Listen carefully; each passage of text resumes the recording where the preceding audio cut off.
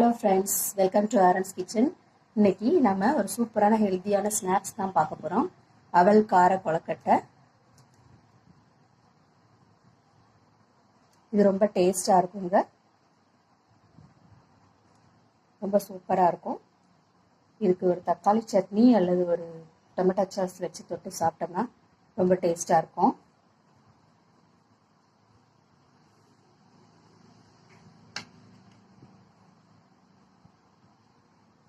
வாங்க இது எப்படி செய்யலாம்னு பார்க்கலாம்.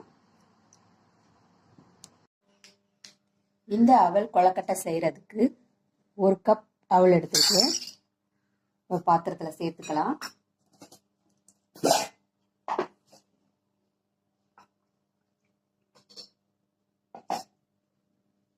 அதுலேயே ஒரு கப் மோர் சேர்த்துக்கலாம்.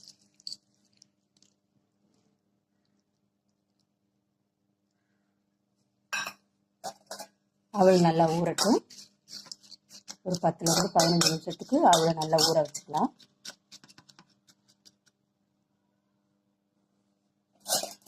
மூடி போட்டு வச்சிடலாம். அவள் ஊறட்டும். அடுப்பில் பேன் சூட் பண்ணியிருக்கேன். அதில் போய் எண்ணெய் ஊற்றிக்கலாம்.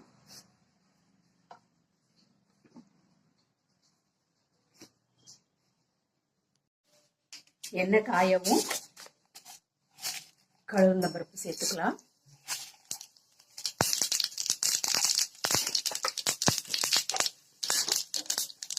அதில் ஒரு ஸ்பூன் ஜீரகம் சேர்த்துக்கலாம்.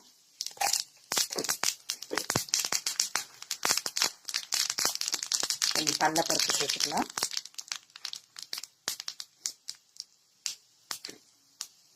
ரெண்டு பச்சை மிளகாய், இஞ்சி, கொஞ்சம் வெங்காயம் சேர்த்து நல்லா வதக்கிக்கலாம்.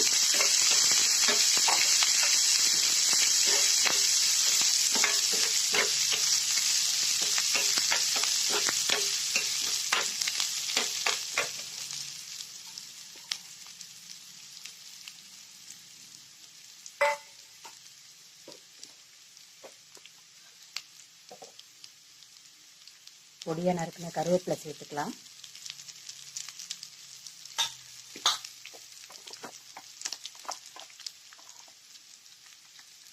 கொஞ்சமா உப்பு சேர்த்துக்கலாம். எல்லாத்தையும் நல்லா வதக்கி வச்சுக்கலாம்.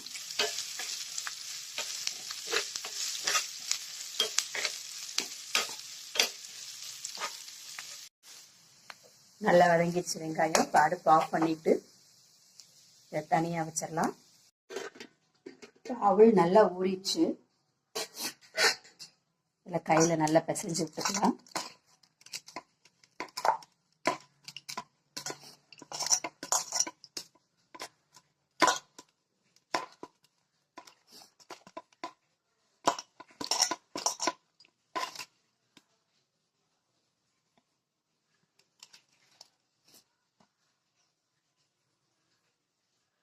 ஒரு சின்ன கப் அளவில் இதில் தேங்காய் பூ சேர்த்துக்கலாம்.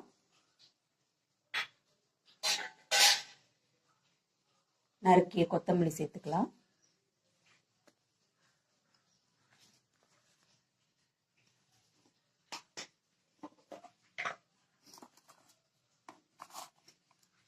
தேவையான அளவு உப்பு.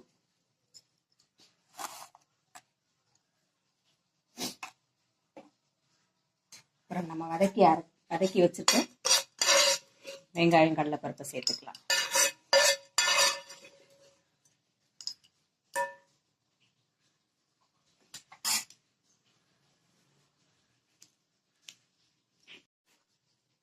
இப்போ நல்லா பிசைஞ்சிடலாம்.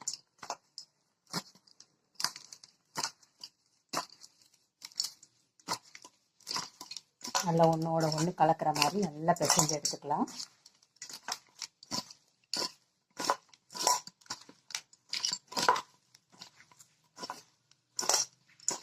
தேவைப்பட்டா லைட்டாக தண்ணி தெளிச்சுக்கோங்க.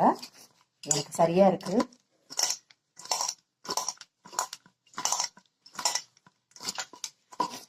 நல்லா ஒன்றோட ஒன்று எல்லாமே கலக்கிற மாதிரி நல்லா பிசைஞ்சு எடுத்துக்கலாம்.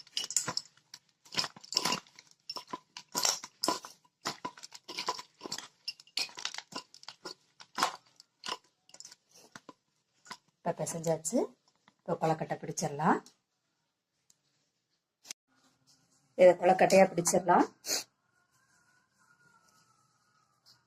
நல்லா கையில் பிடிக்கிற அளவுக்கு எடுத்துக்கிட்டு அதை நல்லா உருண்டையாக அமுக்கி பிசைஞ்சுக்கலாம்.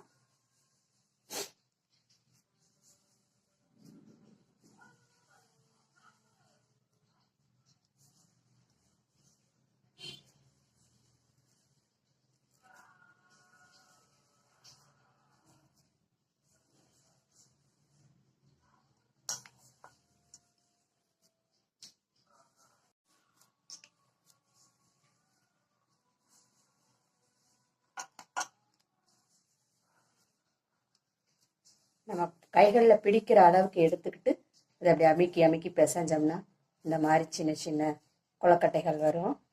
இந்த மாதிரி இந்த மாவு ஃபுல்லாக உருட்டி எடுத்து வச்சுக்கலாம்.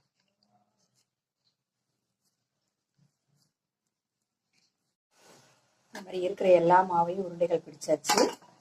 உருண்டைகள் பிடிச்சி எடுத்து வச்சிருக்கேன்.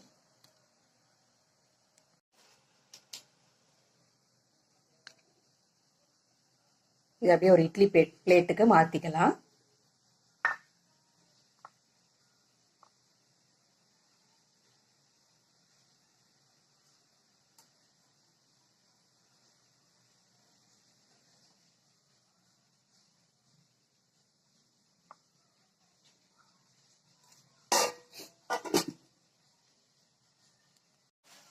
நான் ஆல்ரெடி இட்லி பாத்திரத்தில் தண்ணி சூடு பண்ணியிருக்கேன். நம்ம இட்லி தட்டை உள்ள வச்சுக்கலாம்.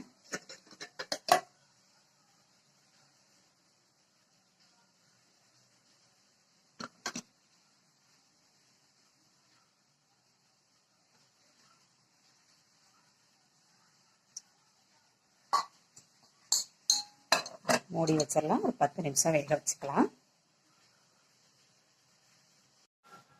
அவ்வளோதாங்க, கொலக்கட்டை நல்லா வெந்துருச்சு.